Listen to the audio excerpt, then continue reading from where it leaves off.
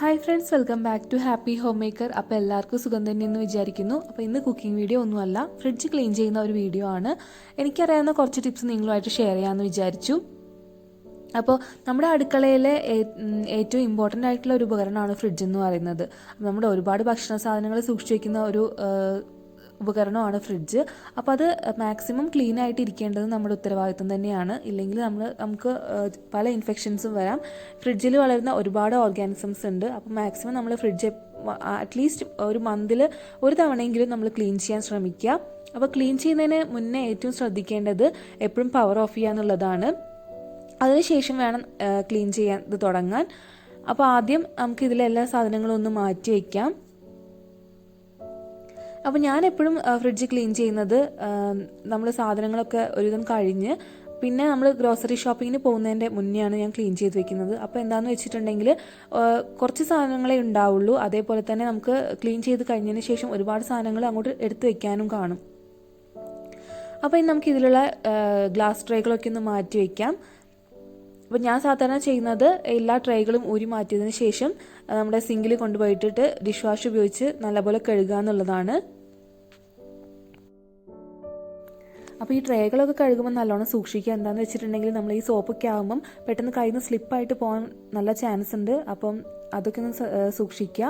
പിന്നെ ഞാനെപ്പോഴും നമ്മൾ പാത്രം കഴുകുന്ന ഡിഷ് വാഷ് വെച്ചിട്ട് തന്നെയാണ് ഇത് കഴുകാറ്. പിന്നെ എന്തെങ്കിലും പറ്റി പിടിച്ചെടുക്കുന്ന സ്റ്റെയിനൊക്കെ ഉണ്ടെങ്കിൽ നമ്മൾ ഉപയോഗിച്ച് കഴിഞ്ഞ ടൂത്ത് ബ്രഷ് ഉണ്ടെങ്കിൽ അത് വെച്ചിട്ടൊന്ന് ബ്രഷ് ചെയ്തെടുത്താൽ മതി. കഴുകിയതിന് ശേഷം ഞാൻ ബാൽക്കണിയിൽ നല്ല വെയിലുണ്ട്, അപ്പോൾ അവിടെ വെച്ചിട്ടാണ് ഇത് ഉണക്കിയെടുക്കാറ്. ഇനി നമുക്ക് ഫ്രിഡ്ജിൻ്റെ ഉൾവശം ഒന്ന് ക്ലീൻ ചെയ്തെടുക്കാം. അപ്പം എൻ്റെ അടുത്ത് ഫ്രിഡ്ജിൻ്റെ ഉള്ളൊക്കെ ക്ലീൻ ചെയ്യുന്ന ഒരു സൊല്യൂഷൻ ഉണ്ട്. അപ്പം ഞാനത് വെച്ചിട്ട് തന്നെയാണ് ക്ലീൻ ചെയ്യാറ്. അത് വെച്ച് ചെയ്യുമ്പോൾ നല്ലപോലെ സ്റ്റെയിനൊക്കെ പോകുന്നുണ്ട്. ഇനിയിപ്പോൾ നിങ്ങളുടെ അടുത്ത് അതില്ലാന്നുണ്ടെങ്കിൽ നിങ്ങൾക്ക് വിനെഗർ യൂസ് ചെയ്യാം. വിനെഗറും നമ്മുടെ സാധാരണ വെള്ളവും കൂടെ ഈക്വലായിട്ട് യോജിപ്പിച്ചിട്ട് അത് വെച്ച് തുടച്ചെടുത്താലും മതി. ഇനി അതല്ലാന്നുണ്ടെങ്കിൽ നമ്മുടെ ചെറുനാരങ്ങയിൽ കുറച്ച് ബേക്കിംഗ് സോഡ യോജിപ്പിച്ചതിന് ശേഷം അതുകൊണ്ട് നിങ്ങൾക്ക് ക്ലീൻ ചെയ്യാം. നോക്കിയാൽ എത്ര അഴുക്കുണ്ടെന്ന്. കാണുമ്പോൾ ഒരുപാട് അഴുക്കുണ്ടെന്ന് തോന്നില്ല, പക്ഷെ നമ്മൾ തുടച്ചെടുക്കുമ്പം നല്ലപോലെ അഴുക്ക് അതിൽ കാണാനുണ്ടാവും. എൻ്റെ ഫ്രീസറിൽ അധികമൊന്നും വൃത്തികേടായിട്ടില്ല, അപ്പോൾ ഞാനത് ഇന്നിപ്പോൾ ക്ലീൻ ചെയ്യുന്നില്ല. അപ്പോൾ നമ്മുടെ ഉൾഭാഗമൊക്കെ ഞാൻ നല്ലപോലെ ക്ലീൻ ചെയ്തു. അതേപോലെ തന്നെ നമ്മുടെ ഫ്രിഡ്ജിൻ്റെ ആ സീൽ ചെയ്യുന്ന ഭാഗമില്ലേ, നമ്മൾ ഡോർ അടയ്ക്കുമ്പോൾ ഉണ്ടാകുന്ന ആ ഒരു റബ്ബർ പോർഷൻ, അതും നല്ലപോലെ ക്ലീൻ ചെയ്യാൻ ശ്രമിക്കുക. എന്താണെന്ന് വെച്ചിട്ടുണ്ടെങ്കിൽ അവിടെ നല്ലപോലെ പെട്ടെന്ന് അഴുക്ക് വരുന്ന ഒരു ഏരിയ ആണ്. അതേപോലെ തന്നെ നമ്മൾ ഫ്രിഡ്ജ് ഓപ്പൺ ചെയ്യുന്ന ആ ഒരു സൈഡ് ഉണ്ടല്ലോ, നമ്മൾ കൈ വെച്ച് തുറക്കുന്ന ഭാഗം, അവിടെ ഏറ്റവും കൂടുതൽ അഴുക്ക് കാണും. അപ്പോൾ അവിടെയും നല്ലപോലെ ക്ലീൻ ചെയ്യാം. അപ്പോൾ ഇനി ഞാൻ സാധനങ്ങളൊക്കെ തിരിച്ച് എടുത്ത് വയ്ക്കട്ടെ. പിന്നെ നമ്മളിപ്പോൾ ഭക്ഷണ സാധനങ്ങളൊക്കെ വെക്കുന്നുണ്ട് വെച്ചിട്ടുണ്ടെങ്കിൽ അത് ടൈറ്റ് ആയിട്ടുള്ള ഒരു കണ്ടെയ്നറിൽ അടച്ചു വെച്ച് സൂക്ഷിക്കുക. ഒരിക്കലും തുറന്ന സാധനങ്ങൾ ഫ്രിഡ്ജിൽ വെക്കാതിരിക്കുക. പിന്നെ ഇതേപോലെ നമ്മുടെ സാധനങ്ങളൊക്കെ മാക്സിമം ഇതേപോലത്തെ കുട്ടി കുട്ടി ബോക്സുകളാക്കി വെക്കുകയാണെങ്കിൽ നമുക്ക് ഒരുപാട് സ്പേസ് ലാഭിക്കാൻ പറ്റും. അപ്പം ഞാൻ ഇതേപോലെ നമ്മുടെ ഓപ്പൺ ചെയ്തിട്ടുള്ള മസാല പൗഡറുകളൊക്കെ ഇതേപോലെ ഒരു പഴയ റസ്കിൻ്റെ ഒരു പെട്ടിയാണ്, അത് ഹാഫ് കട്ട് ചെയ്തതിന് ശേഷം അതിലിങ്ങനെ മടക്കി വയ്ക്കുക ചെയ്യാറ്.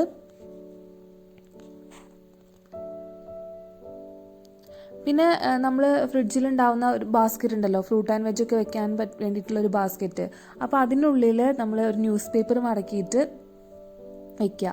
എന്നിട്ട് അതിൻ്റെ മുകളിൽ നമ്മൾ പച്ചക്കറി ഫ്രൂട്ട്സൊക്കെ വെക്കുകയാണെന്നുണ്ടെങ്കിൽ ആ ബാസ്ക്കറ്റിന് അടിവശം അധികം സ്റ്റെയിനോ അല്ലെങ്കിൽ ഇപ്പം നമ്മൾ അറിയാതെ ഇപ്പോൾ അടിയിലെങ്ങാനും വല്ല പച്ചക്കറിയോ മറ്റോ ചീത്തയായിട്ട് ഉണ്ടെങ്കിൽ അപ്പോൾ ആ സ്റ്റെയിനൊന്നും നമ്മുടെ ഗ്ലാസ്സിലേക്ക് വരത്തില്ല. നമുക്ക് ജസ്റ്റ് ആ പേപ്പർ മാത്രം മാറ്റി കൊടുത്താൽ മതിയാവും. അപ്പോൾ ഈ ഫ്രിഡ്ജ് ക്ലീൻ ചെയ്യുന്ന സമയത്ത് തന്നെ നമുക്ക് അതിലുള്ള സാധനങ്ങളുടെ എക്സ്പയറി ഡേറ്റ് ഒക്കെ ഒന്ന് ചെക്ക് ചെയ്യുക. അപ്പോൾ അത് കളയാനും പറ്റും. പിന്നെ എന്താണെന്ന് വെച്ചിട്ടുണ്ടെങ്കിൽ ഇപ്പം ഫ്രിഡ്ജിന് എന്തെങ്കിലും ബാഡ് സ്മെല്ലൊക്കെ ഉണ്ടെന്ന് വെച്ചിട്ടുണ്ടെങ്കിൽ നമുക്ക് ലെമൺ കൊണ്ട് ജസ്റ്റ് ഒന്ന് റബ്ബ് ചെയ്ത് കൊടുത്താൽ മതി. ഇനി അതല്ലാന്നുണ്ടെങ്കിൽ ലെമൺ ജസ്റ്റ് ഹാഫായിട്ട് കട്ട് ചെയ്തിട്ട് അത് ഫ്രിഡ്ജിൽ വെച്ചിട്ടുണ്ടെങ്കിൽ അങ്ങനെ നമുക്ക് ബാഡ് സ്മെല്ലൊക്കെ ഒഴിവാക്കാം. പിന്നെ കുറച്ച് കോഫി പൗഡർ ഒരു ചെറിയ കുഞ്ഞു ഡപ്പയിലാക്കിയിട്ട് ഫ്രിഡ്ജിൽ വെച്ചിട്ടുണ്ടെങ്കിൽ അതും നല്ല സ്മെല്ല് തരും ഫ്രിഡ്ജിന്. അപ്പോൾ ഞാൻ ഫ്രിഡ്ജൊക്കെ ഫുൾ ക്ലീൻ ചെയ്ത് സാധനങ്ങളൊക്കെ തിരിച്ചെടുത്ത് വെച്ചു. അതേപോലെ ഫ്രിഡ്ജിൻ്റെ മുകൾ ഭാഗവും ഞാൻ ക്ലീൻ ചെയ്തിട്ടുണ്ട്. പിന്നെ മുകളിൽ സാനിറ്റൈസർ വെച്ചിട്ടുണ്ട്. ഇപ്പോൾ ഏറ്റവും കൂടുതൽ സാനിറ്റൈസർ ആവശ്യമുള്ള സമയമാണല്ലോ. അതേപോലെ തന്നെ എൻ്റെ കുറച്ച് മെഡിസിൻസും വെച്ചിട്ടുണ്ട്, മറന്നു പോകാതിരിക്കാൻ വേണ്ടിയിട്ടാണ്. അവിടെ ആകുമ്പോൾ എനിക്ക് പെട്ടെന്ന് കാണാൻ പറ്റും, അതുകൊണ്ടാണ്.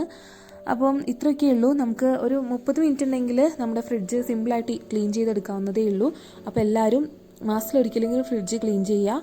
അപ്പോൾ ഈ വീഡിയോ നിങ്ങൾക്ക് ഇഷ്ടപ്പെട്ടു എന്ന് വിചാരിക്കുന്നു. ഇഷ്ടപ്പെട്ടിട്ടുണ്ടെങ്കിൽ ലൈക്ക് ചെയ്യാനും ഷെയർ ചെയ്യാനും മറക്കരുത്. അപ്പോൾ അടുത്ത വീഡിയോയിൽ വീണ്ടും കാണാം. Till then take care.